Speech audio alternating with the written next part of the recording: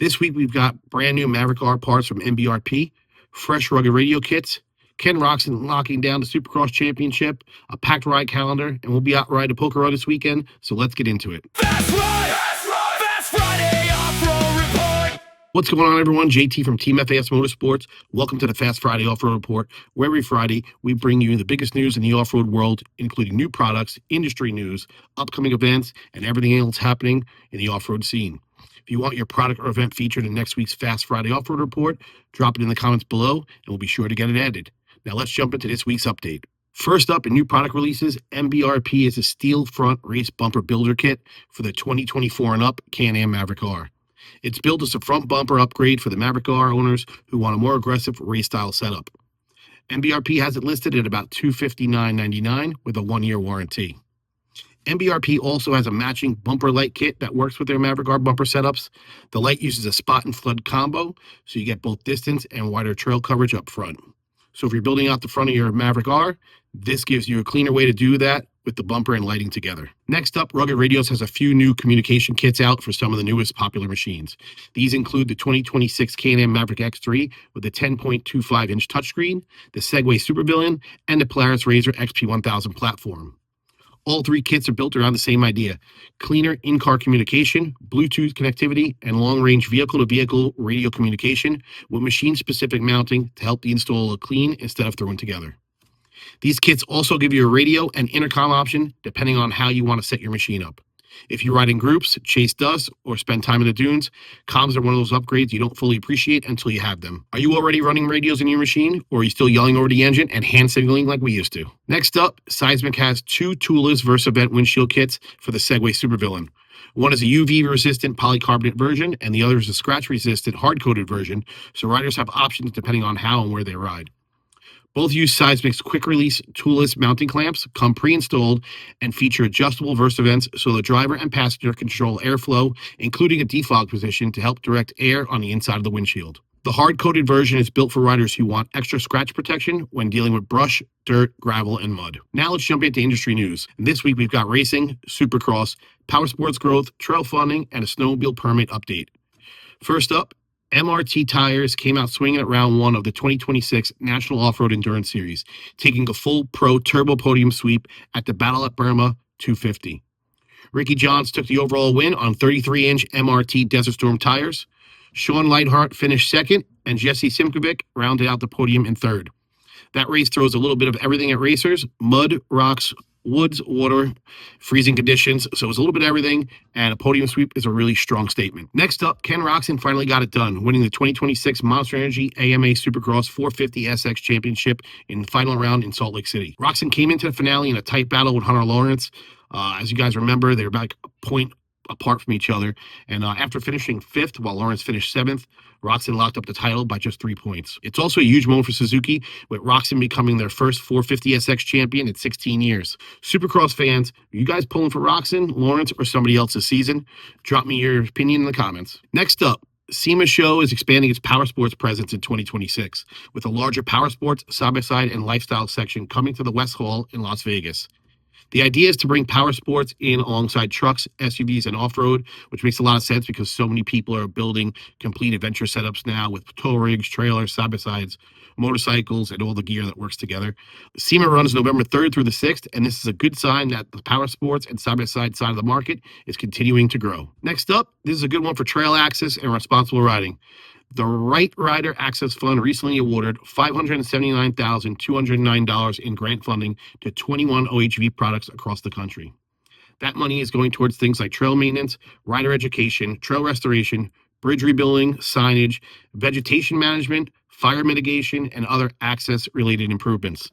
Basically, the kind of behind-the-scenes work that keeps riding areas open, safer, and more sustainable.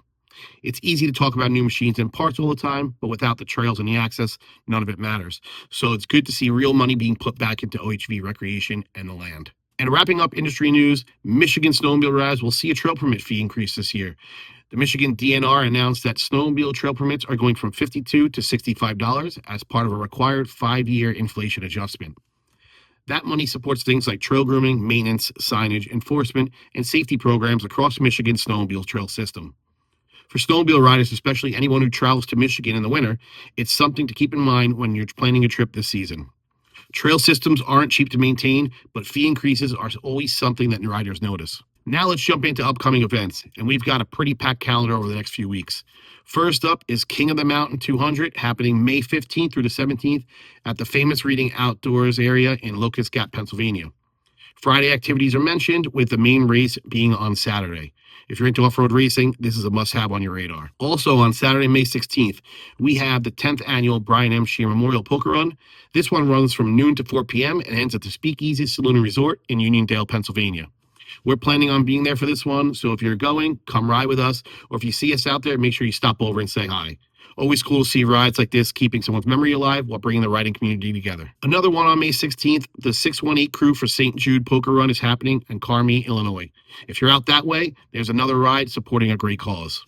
Another one on Saturday, May 16th, we've got the Dirt Drags at the Burnout National Season Opener in Middletown, New York. If you're into dirt drags and high energy racing, that sounds like a fun one to check out if you're in that area. Then on May 16th and 17th, the Bear Creek Sportsmen Spring Family Fun Ride is happening in Hancock, New York. Gates are open Friday from 3 to 10, and marked loops open 8 a.m. Saturday and Sunday. This one sounds like a really fun family-style ride weekend. It is open to dirt bikes only, however. Now, moving into the Memorial Day weekend, the FRO Memorial Camp Ride is happening May 22nd through the 25th at the Dark Water Trail System in Pottsville, Pennsylvania. Gates will be open at 8 a.m., so you're looking for a long holiday weekend ride. This one's something you guys should look into. May 30th and 31st, the famous Reading Outdoors has the Burma Connector Day Pass Weekend at the Burma Trail System in St. Clair, Pennsylvania. Gates open at 7 a.m., and trail riding runs from 9 a.m. to 5 p.m. And now looking a little further ahead, Tar Hollow 2026 Spring ATV Run is happening June 6th and 7th in Hancock, New York. Camping check-in starts Friday at 4 p.m. with ride check-in Saturday and Sunday at 8 a.m. This is a 2-day ATV and UTV riding and camping event on private property. It's about 2,500 acres. Team FAS Motorsports crew will be there, so come ride with us, say hello, and check out last year's event videos on youtube.com/teamfas. And as always, if your club, group, or event wants to be mentioned in a future FAS Friday Off-Road Report, send it over to us before the next episode. Now let's jump into this week's sales and promos. First up, we're running 10% off on all UTVMA products on our website from May 15th through the 25th. If you've been looking at UTV Mountain Accessories products, now's a good time to grab them and save a little bit before the next ride. Next up, we still have 10% off on all Rival Powersports products running through May 31st. If you're looking at bumpers, skid plates, doors, protection, or any accessories for your machine, now's a good time to check out the Rival lineup and save. And we're also running a CT Raceworks free shipping promo now through the 31st. With the purchase of any combination of upper and lower A-arms or any CT Raceworks kit that includes both, will include free ground shipping anywhere in the lower 48 states. Plus, any other CT Raceworks products ordered with those arms will also ship free. So if you've been looking at CT Raceworks suspension parts, now's a good time to bundle everything together and save on shipping. For all these promos, visit teamfasmotorsports.com or message us if you need help finding the right parts for your machine. Now for this week's viewer Q&A. With all these rides coming up, a good question is, what should I bring to a poker run or group ride? And of course, this depends on what vehicle you're riding and how much storage you have. But for the most part, most UTVs can fit a basic emergency trailside repair style kit. I like to bring a tire plug kit, small compressor, first aid kit, a phone charger, tow rope shackles, some ATV jumper cables, maybe rain gear if something's in the forecast for that day, a flashlight, zip ties, a ratchet strap, and a basic tool roll. It depends on, again, what vehicle you're riding, how much stuff you can actually take. But, always those essentials should be on your radar and try to grab what you can before you leave. Also, another thing that we do is when we go out on group rides, we if we are in sportier type machines with less storage, we coordinate. Maybe one guy can bring the jumper cables, the other guy can hold the compressor, so we'll split it up amongst the group a couple of days in advance to make sure we have all our bases covered and bring everything out on the trail. And you don't have to pack like you're crossing the country, but having a few recovery tools, repair items, and weather gear can make a huge difference. What's one thing you guys always bring on the ride that everyone else seems to forget? Drop it in the comments. That's it for this week's FAS Friday Off-Road Report. If you want your product, event, or question featured in next week's report, drop a comment below. We check them every week, and we always respond. Don't forget to like, subscribe, and turn on notifications so you don't miss the next one. If you want to support the channel, grab some new merch at fasmerch.shop. And accessories, as always, at teamfasmotorsports.com. And we'll see you next Friday. FAS Friday Off-Road Report. FAS Friday Off-Road Report.